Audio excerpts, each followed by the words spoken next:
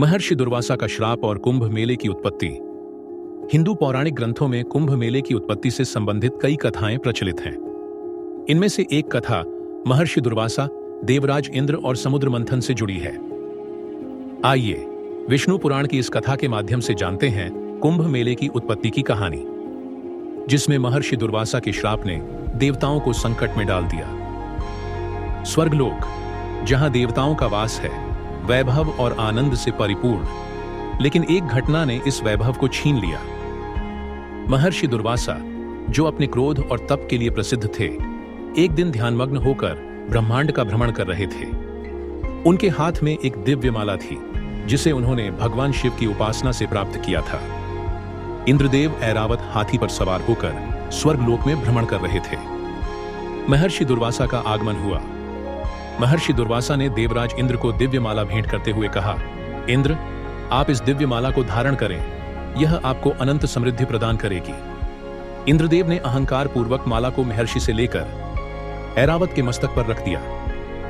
ऐरावत ने माला को सूंड से उतार भूमि पर फेंक कर पैरों से कुचल दिया।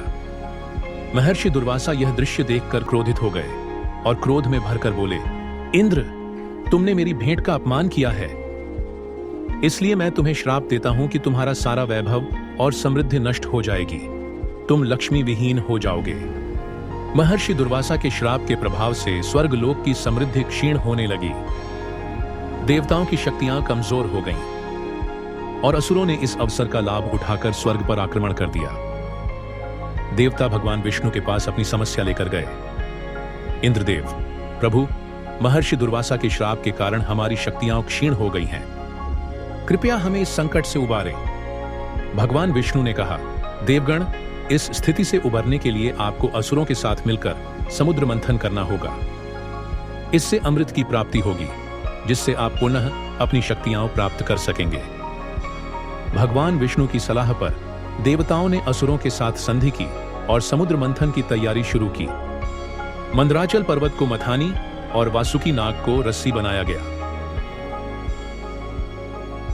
समुद्र मंथन से अनेक रत्नों की प्राप्ति हुई, जिनमें लक्ष्मी, कौस्तुभ मणि, पारिजात वृक्ष आदि शामिल थे।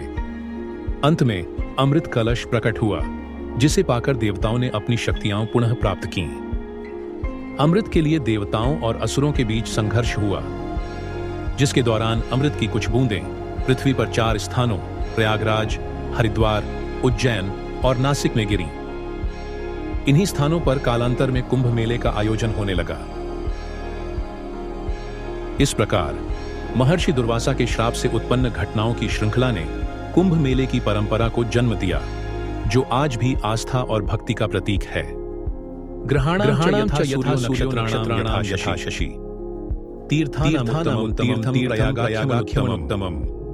जैसे ग्रहों में सूर्य और नक्षत्रों में चंद्रमा श्रेष्ठ हैं, वैसे ही तीर्थों में प्रयागराज सर्वोत्तम है।